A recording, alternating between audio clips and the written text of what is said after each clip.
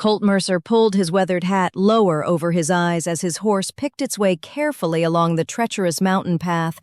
His duster coat, once black but now faded to the color of old coffee, flapped behind him like the wings of some massive crow.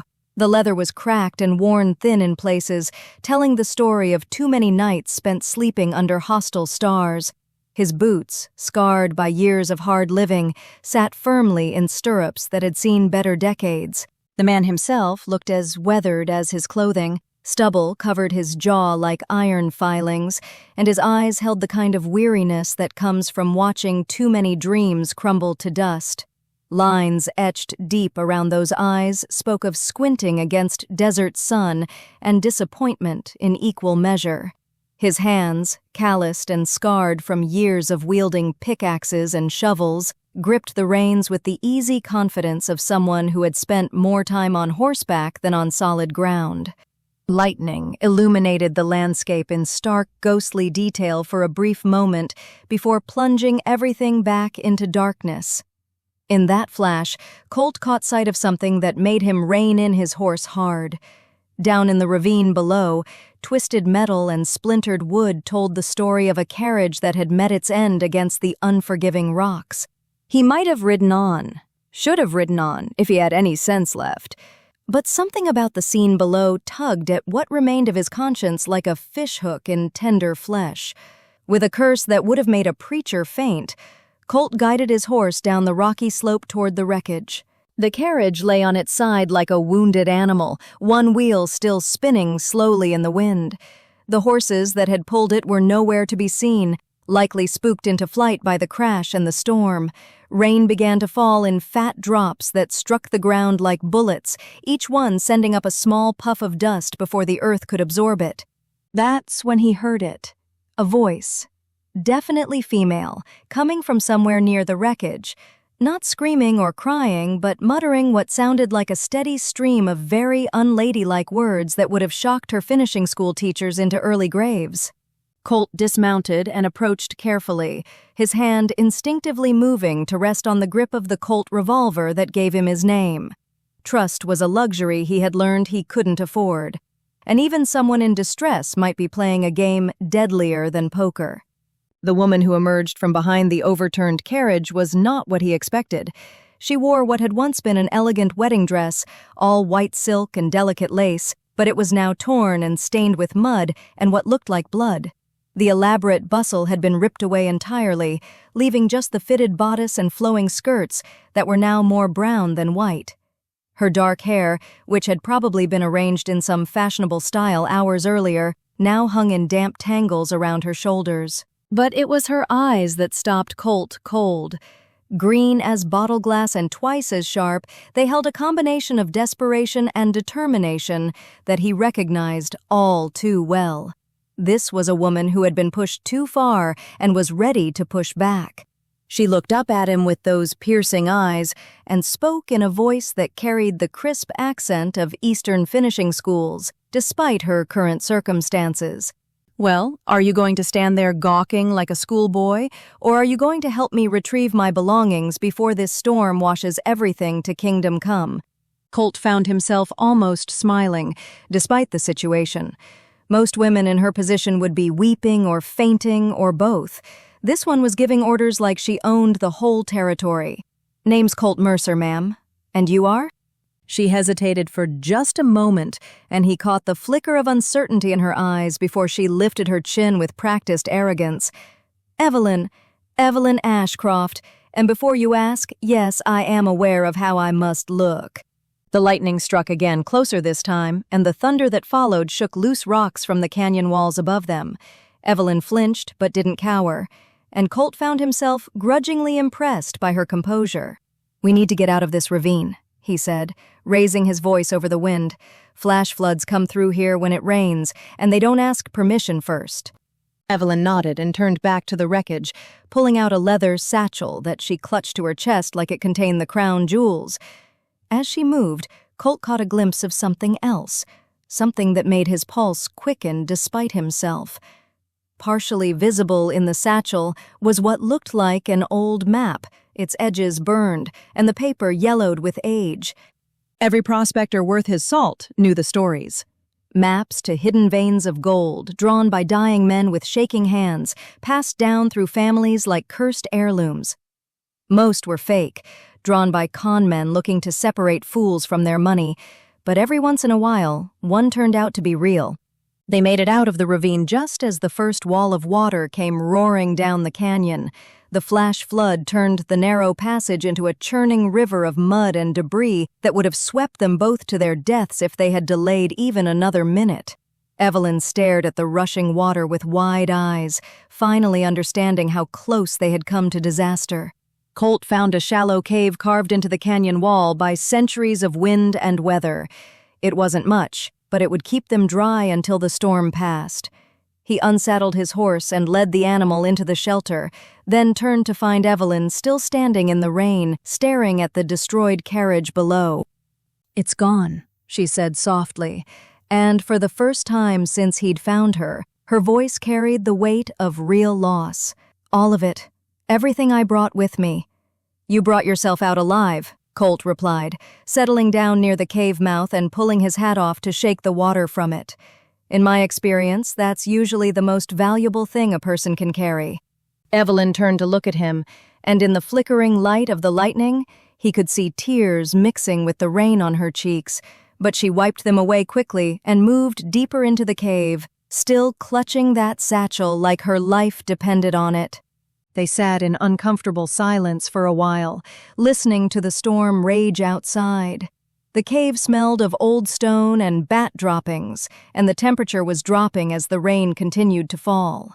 Colt pulled a flask from his saddlebags and took a careful sip before offering it to Evelyn. She accepted it without comment and took a drink that made her eyes water and her throat burn, but she didn't complain. "Thank you," she said simply, handing the flask back. "You want to tell me what a lady in a wedding dress is doing driving a carriage through Lonesome Ridge in the middle of a thunderstorm?" Colt asked, settling back against the cave wall. "Because I've got to say, it's not the kind of thing you see every day." Evelyn was quiet for so long that he thought she might not answer. When she finally spoke, her voice was barely audible over the rain. "I was running away." "From what?" "From whom?" she corrected. "My intended husband, Charles Blackwood." Colt whistled low. Even out here in the middle of nowhere, everyone had heard of Charles Blackwood. Railroad baron, land speculator, and according to most accounts, a man who collected enemies the way other people collected stamps. "That's quite a man to run from. Must have been some wedding." Evelyn laughed, but there was no humor in it. "It wasn't a wedding, it was a business transaction. My father owed Blackwood money, and I was the collateral." The bitterness in her voice was sharp enough to cut glass, and Colt found himself studying her face in the intermittent lightning flashes. She was beautiful, he realized, even mud-stained and disheveled, the kind of beautiful that men started wars over. But there was something else there, too, a strength that suggested she was more than just another pretty face from back east. "So you stole his carriage and headed for the hills?" Colt said. It wasn't a question. "I borrowed his carriage," Evelyn corrected primly, then paused, "and his horses, and some of his money." Despite everything, Colt found himself chuckling. "Lady, you've got more backbone than most men I know." The compliment seemed to surprise her, and for a moment the hard mask she wore slipped, revealing something vulnerable underneath, but it was back in place quickly, like a door slamming shut. "What about you?" she asked, clearly wanting to change the subject. "What brings a man like you to Lonesome Ridge?" "Same thing that brings most men out here," Colt replied, taking another sip from his flask. "Desperation and bad decisions." It was Evelyn's turn to wait for more explanation, but Colt wasn't in a sharing mood. His past was littered with broken promises and betrayed trust, and he had learned the hard way that some wounds were better left covered. The storm continued to rage outside, and as the hours passed, the temperature in the cave dropped steadily. Evelyn tried not to shiver, but the wet silk of her wedding dress provided little warmth, and her pride wouldn't let her ask for help. Colt noticed anyway. With a grunt that might have been annoyance or resignation, he pulled a blanket from his bedroll and tossed it to her. "Put that around yourself before you freeze to death. Dead passengers don't make for good conversation." Evelyn wrapped the blanket around her shoulders gratefully, breathing in the scent of wood smoke and leather that clung to the rough wool. "Thank you," she said again, and this time there was real warmth in her voice. As the night wore on, the storm began to lose some of its fury. The lightning strikes became less frequent, and the thunder rolled away into the distance like a defeated army in retreat. In the growing quiet, Colt found his attention drawn again and again to the satchel that Evelyn kept close to her side. "You're staring," she said suddenly, catching him looking. "Am I? You've been staring at my bag for the better part of an hour. Either you're the type of man who finds leather goods fascinating, or you saw something that caught your interest." Colt considered lying, but something about the way she looked at him suggested she would see right through any deception. "I saw what looked like a map when you pulled that bag from the wreckage. In my line of work, maps tend to be interesting." Evelyn's hand tightened on the satchel, and her eyes narrowed. "And what line of work would that be?" "Used to be prospecting. These days, I'm whatever pays the bills." "Used to be," she repeated. "What happened?" Colt's jaw tightened, and for a moment the cave was filled with a tension that had nothing to do with the storm outside. "Same thing that happens to most prospectors eventually. I got greedy, trusted the wrong people, and lost everything that mattered." The pain in his voice was raw and real, and Evelyn found herself leaning forward despite her better judgment. "I'm sorry. Don't be. It was my own fault for believing that men could change their nature." He looked at her directly, and she saw something hard and unforgiving in his eyes. "The question now is whether you're going to tell me about that map, or if we're going to sit here pretending you don't have something that might be worth more than both our lives." Evelyn was quiet for a long moment, weighing her options. Outside, the rain continued to fall, but gentler now, like the sky was finally running out of tears to shed. She could lie, of course, could claim the map was nothing more than directions to her aunt's house or some other harmless deception. But something about the man sitting across from her suggested he had spent enough time being lied to that he could smell dishonesty from a mile away. "It belonged to my grandfather," she said finally. "My mother's father, Jack Barton." She paused for a moment. "Most people knew him as Black Jack Barton." Colt's eyebrows shot up. Even in the remote corners of the frontier, the name Black Jack Barton was legend. Outlaw, gambler, and according to some stories, the man who had discovered and lost more gold claims than any other single person in California history. "I thought Black Jack died in prison." "He did, but before that, he sent this to my mother." Evelyn pulled the map from her satchel, handling it like it might crumble to dust at any moment. In the flickering light of a match that Colt struck, they could see that it was indeed old. The paper brittle and brown around the edges where it had been burned. Strange symbols and cryptic notations covered the surface, along with what looked like a rough sketch of the local terrain. "He claimed it would lead to a vein of gold hidden somewhere in these hills," Evelyn continued, "something he'd discovered but never had the chance to claim before he was captured. You see, he never liked my father." She paused for a moment. "Grandpa never thought he was good enough for my mother. He always believed my father would be the downfall of our family. When he was in prison, he sent the map to my mother with a note saying that if my father ever got us in a bad situation, there was enough gold in this vein for us to make a new start." Colt studied the map carefully, his experienced eyes picking out landmarks and geographical features that he recognized. If it was authentic, and if Black Jack had been telling the truth, the indicated location was somewhere deeper in the Lonesome Ridge country, in an area so remote and dangerous that few men had ever bothered to prospect there. "And you believed him?" "I didn't have much choice," Evelyn replied, her voice bitter. "When my father gambled away everything we owned to Charles Blackwood, this map was the only thing of value I had left. My mother always said it was worthless, but she kept it anyway. Maybe she hoped that someday it might actually be worth something." Colt handed the map back to her, his mind racing with possibilities. He had been prospecting long enough to know that most treasure maps were worthless, the fantasies of desperate men or the tools of con artists. But Black Jack Barton had been the real thing, a man who had pulled fortunes out of the ground only to lose them to bad luck and worse judgment. "What's your plan?" he asked. Evelyn looked surprised by the question. My plan? You didn't steal a carriage and run away from Charles Blackwood just to sit in a cave and stare at an old piece of paper. You've got to be planning to do something with that map. She was quiet for a moment, and when she spoke, her voice was barely above a whisper. I was going to try to find it. The gold, I mean. I know it sounds foolish, but it's the only chance I have of buying my freedom. Colt leaned back against the cave wall, considering.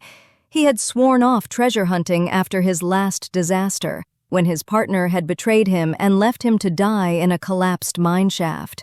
The memory of that betrayal still burned in his chest like acid, a reminder of what happened when you trusted someone else with your life and your dreams. But he was also flat broke, working odd jobs just to keep food in his belly and shoes on his feet. The debts from his failed mining ventures followed him everywhere he went, and there were men in several towns who would be more than happy to see him face down in the dirt. I'll make you a deal, he said finally. I'll help you find whatever your grandfather was talking about, if it exists. In return, we split whatever we find 50-50. Evelyn stared at him in surprise. Why would you do that? Because you need someone who knows these mountains, and I need money more than I need pride. He met her eyes directly. But understand this, Miss Ashcroft. If you're playing some kind of game, if this is all some elaborate setup, I'll leave you out here for the buzzards without a second thought. The threat should have frightened her, but instead, Evelyn found herself nodding with something like respect. And if you try to cheat me out of my share, I'll put a bullet in you myself. Colt almost smiled at that. Fair enough, we understand each other then.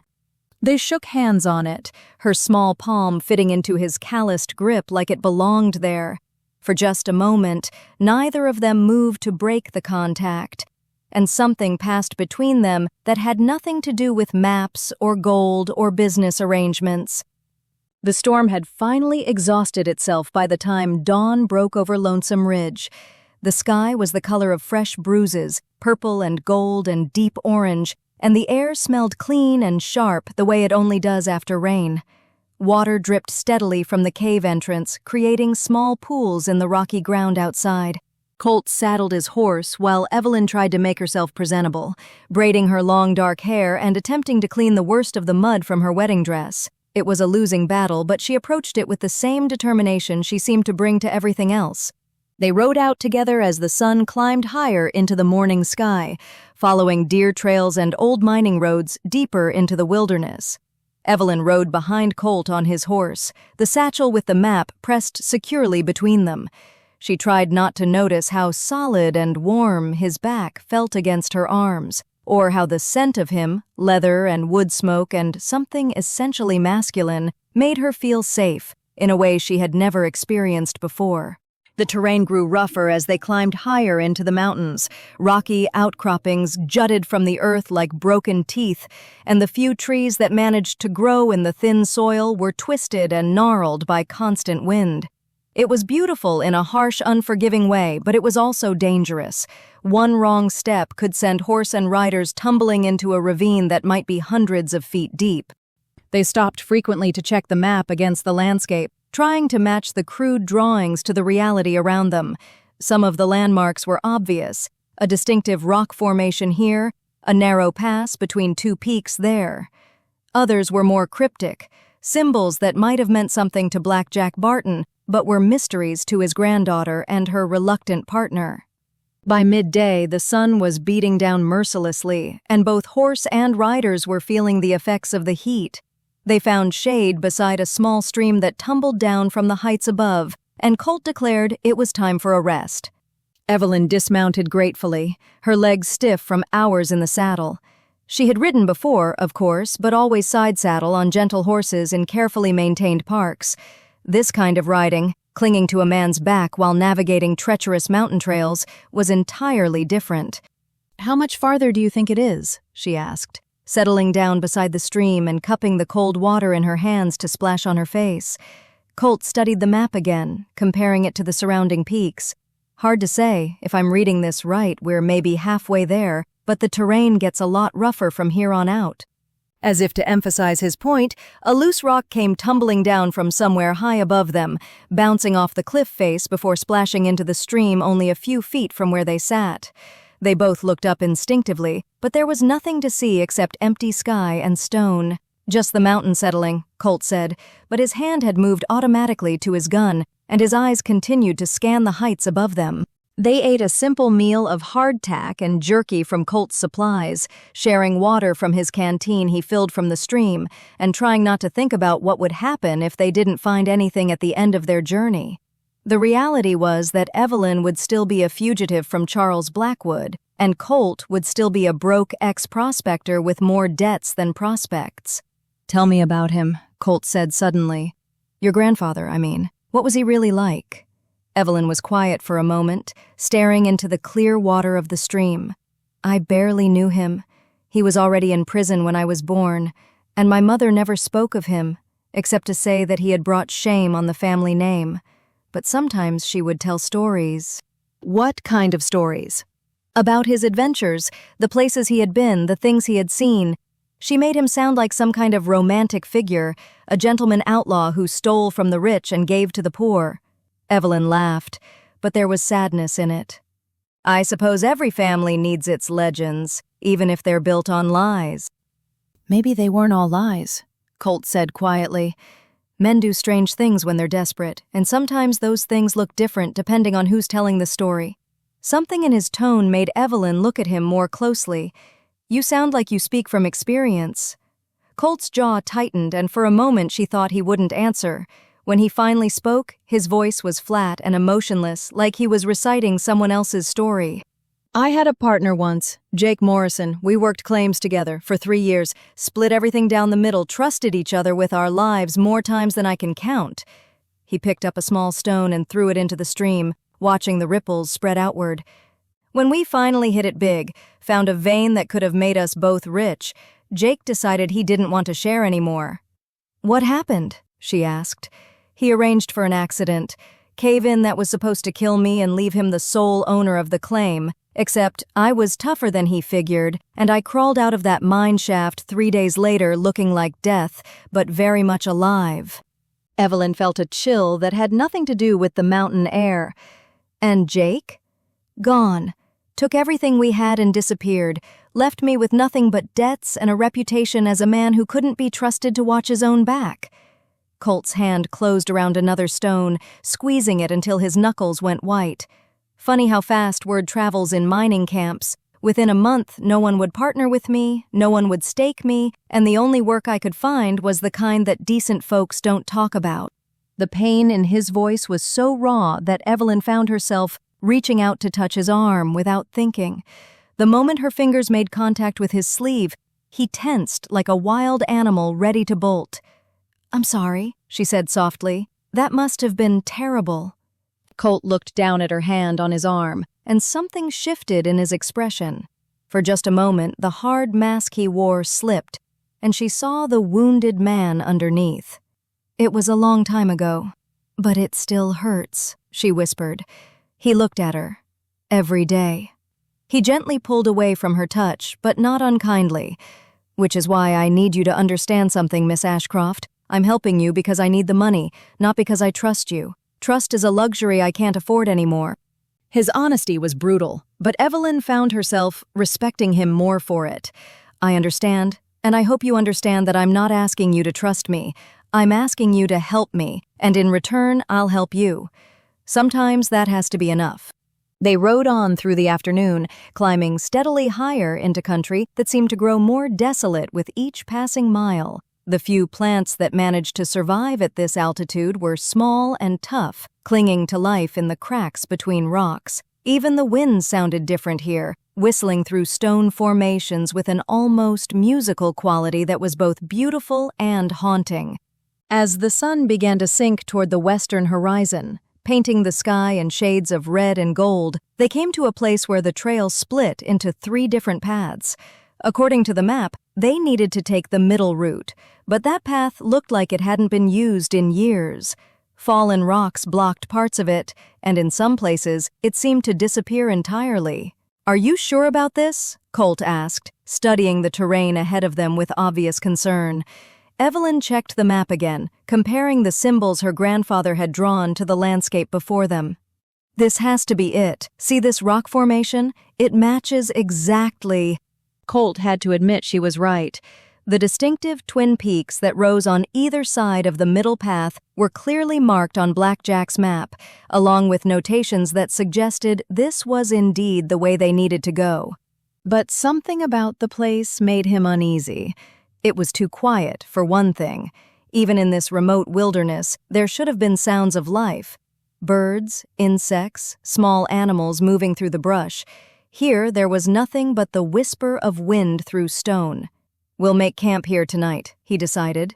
"That trail is going to be dangerous enough in daylight. I'm not attempting it in the dark." They found a sheltered spot among some large boulders and set up a simple camp. Colt built a small fire using dried wood he had gathered along the trail, keeping the flames low to avoid attracting unwanted attention. As darkness fell around them, the fire became a small island of light in an ocean of black.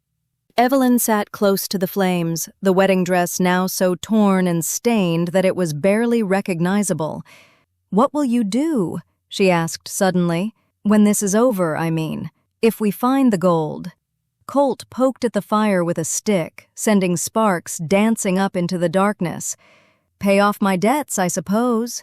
Maybe buy a small ranch somewhere? Raise some cattle? Try to live quietly for a while." "That sounds peaceful," she said. "What about you? Where will you go?" he asked. Evelyn was quiet for so long that he thought she might not answer. When she finally spoke, her voice was thoughtful. "I don't know. I've spent my whole life being told what to do, where to go, how to behave. The idea of choosing for myself is terrifying and wonderful at the same time." "Freedom usually is," Colt grinned. They sat in comfortable silence for a while, listening to the crackle of the fire and the distant sound of the wind. Above them, stars began to appear in the clear mountain air, more stars than either of them had ever seen in their lives. The Milky Way stretched across the sky like a river of light, so bright it seemed close enough to touch. "It's beautiful," Evelyn whispered. "Different from what you're used to, I imagine?" Colt smiled. "Very different," Evelyn reflected. "Back in San Francisco, you could barely see the stars through all the smoke and fog. I never realized how much I was missing." Colt found himself looking at her instead of the sky. The firelight played across her face, highlighting the delicate curve of her cheek and the determined set of her jaw. She was beautiful, he realized, but it was more than that. There was strength in her that he found himself drawn to, despite his better judgment. As if sensing his gaze, she turned to look at him, and for a moment their eyes met across the fire. Something passed between them, an awareness that had nothing to do with treasure maps or business arrangements, and everything to do with the fact that they were a man and a woman alone under the stars. Evelyn looked away first, her cheeks flushing pink in the firelight. "We should get some rest. Tomorrow will be a long day." Colt nodded and began banking the fire, trying to ignore the way his pulse had quickened when she looked at him. This was dangerous territory, and not just because of the treacherous trail they would face in the morning. Getting attached to someone, caring about what happened to them, was a luxury he couldn't afford. He had learned that lesson the hard way with Jake Morrison. But as he settled down for the night and listened to Evelyn's quiet breathing from across the dying fire, Colt found himself thinking that maybe some risks were worth taking after all. The next morning dawned clear and cold, with frost glittering on the rocks around their camp. They broke their camp quickly and set out on the treacherous middle trail, leading Colt's horse carefully over loose stone and around obstacles that seemed designed to kill the unwary. The path wound steadily upward, sometimes disappearing entirely for stretches that required them to pick their way carefully across bare rock faces. In several places, they had to dismount and lead the horse by hand, coaxing the nervous animal across gaps that would have been deadly if it had lost its footing. By midday, they had reached a plateau that offered spectacular views of the surrounding country. Far below them, they could see the desert stretching away to the east, broken by other mountain ranges that faded into blue distance. To the west, more peaks rose like frozen waves, their summits still touched with snow despite the heat of summer. "According to the map, we're close," Evelyn said, checking Blackjack's crude drawings against the landscape around them. "There should be a narrow canyon just ahead, with a waterfall at the far end." They found the canyon exactly where the map indicated, a slash in the rock that was so narrow they could barely lead the horse through it. The walls rose high on either side, creating a tunnel-like effect that blocked out most of the sky. Their footsteps echoed strangely in the confined space, and Colt found himself checking over his shoulder more than once. The waterfall was there too, a thin ribbon of silver that fell from an invisible source high above them to splash into a pool at the base of the cliff. According to the map, the gold vein was located behind the falls, in a cave that could only be reached by climbing a dangerous path carved into the rock face. "There," Evelyn said, pointing to a series of handholds that had been chiseled into the stone. "That must be how my grandfather reached it." Colt studied the ancient path with a professional eye. It was possible to climb, but just barely, and one mistake would mean a fall that would kill them both. "You sure you want to do this? We could turn back now and no one would blame you." Evelyn's answer was to start climbing, her torn skirts hampering her movements, but her determination carrying her upward despite the danger. Colt muttered a curse and followed, leaving his horse tied securely at the base of the falls. The climb was harrowing, requiring them to press themselves against the wet rock and feel carefully for each handhold. The spray from the waterfall made everything slippery, and the constant roar of falling water made communication almost impossible. But somehow, they made it to a narrow ledge behind the falls, where Blackjack Barton had indeed discovered a small cave. Inside the cave, they found evidence that someone had been mining here long ago. Ancient pickaxe marks scarred the walls, and there were still traces of a gold vein running through the quartz. But it was clear that most of the easily accessible gold had been removed years earlier. "There's still gold here," Colt said, examining the vein by the light of a torch he had brought. "Not a fortune, maybe, but enough to make the trip worthwhile." Evelyn nodded, but her attention was focused on something else. In the deepest part of the cave, scratched into the rock wall, her grandfather had left a message. "For my Annie's girl, if she ever needs it, the real treasure isn't in the gold, but in the courage to claim it." Tears ran down her cheeks as she read the words, understanding finally that her grandfather had left her more than just a map. He had left her a chance to choose her own destiny, to claim the freedom that he had never been able to give her mother. "Annie was my mother," Evelyn whispered. "She died a few years ago." They spent the rest of the day carefully extracting what gold they could from the vein, working together with a partnership that felt natural despite their short acquaintance. As the afternoon wore on, they began to hear voices echoing up from the canyon below, harsh male voices that spoke of pursuit and violence.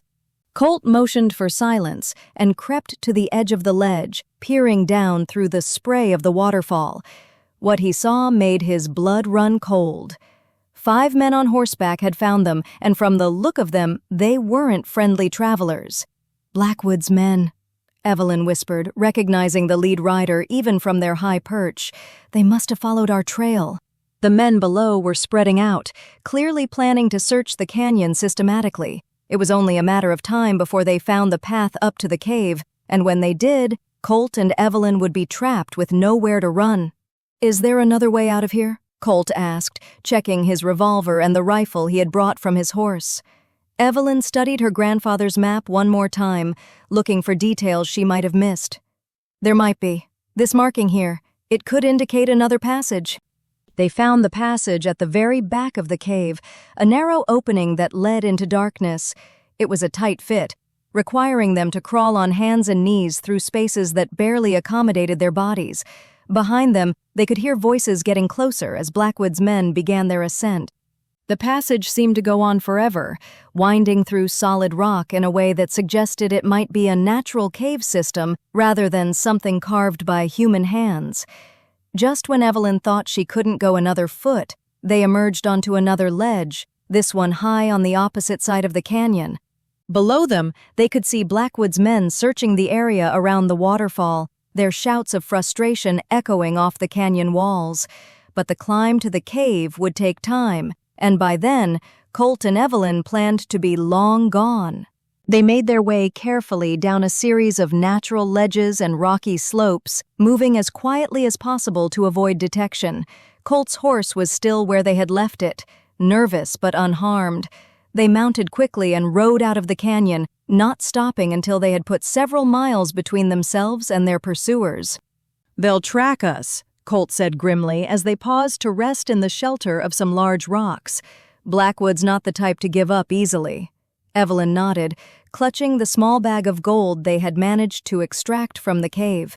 It wasn't a fortune, but it was enough to buy her freedom and give Colt a fresh start. "What do we do now?" she asked. "We run, fast and far, put as much distance as possible between us and them before they realize we've escaped," he said.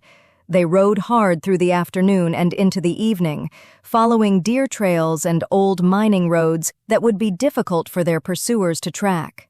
The landscape began to change as they descended from the high country, becoming less desolate and more hospitable to human life. As night fell, they found shelter in an abandoned prospector's cabin, its roof partially collapsed, but its walls still solid enough to provide protection from the elements. Colt built a small fire in the ruined fireplace, while Evelyn cleaned their cuts and scrapes with water from a nearby stream. "We did it," she said quietly, sitting beside him as they shared another simple meal. "We actually found my grandfather's gold. Some of it, anyway." Colt poked at the fire, his expression thoughtful. "Question now is, what happens next?" Evelyn was quiet for a long moment, staring into the flames. When she spoke, her voice was steady and sure. "I keep running. Find somewhere Blackwood will never think to look for me. Start over completely." "That's not much of a life, always looking over your shoulder," he said. "It's better than the alternative." She looked at him directly, and he saw determination in her green eyes that reminded him of tempered steel. "What about you? Will you go back to prospecting?" Colt shook his head. "I think I'm done with treasure hunting. Too many ways for it to go wrong, too many people willing to kill for a handful of gold." "Then what?" Evelyn asked. "I don't know yet, but for the first time in years, I have choices. That's worth something." They fell silent again, both lost in their own thoughts. The fire crackled softly between them, casting dancing shadows on the cabin walls. Outside, the night was quiet except for the distant howl of a coyote and the whisper of wind through the trees. "Colt," Evelyn said finally, her voice barely above a whisper. "Yeah?" he said. "Thank you for everything, for saving me from the ravine, for helping me find the gold, for not abandoning me when things got dangerous. I know you didn't have to do any of that." Colt turned to look at her, and in the firelight, he saw something in her expression that made his chest tighten. "You don't need to thank me. We had a deal." "This is more than a deal, and you know it," Evelyn said. She was right, and they both knew it. Somewhere along the trail, somewhere between the lightning storm and the hidden cave, their business partnership had become something else, something deeper and more complicated and infinitely more dangerous than either of them had bargained for. "Evelyn," he said quietly. Evelyn interrupted him. I know what you're going to say, that this can't work, that we're too different, that you don't trust anyone enough to let them close. And maybe you're right about all of that." "But?" he asked. She smiled. "But sometimes the heart doesn't have a choice. Sometimes we need to just follow where love leads us," she said, a hopeful look on her face. She took his hand in hers. Even after days of rough terrain and hard riding, her hands were still soft as the silk of her tattered wedding dress. The chaos behind them faded into memory, but her hand in his felt like the beginning of forever. And that brings us to the end of this story on Gold Rush Romance, a story of dreams, dust, and the kind of love that can only be forged in the fire of ambition and adventure. If this story stirred something in you, don't forget to like, share, and subscribe for more journeys like this one. We'd love to hear your thoughts in the comments. What would you risk for love or gold? Until next time, keep chasing your story.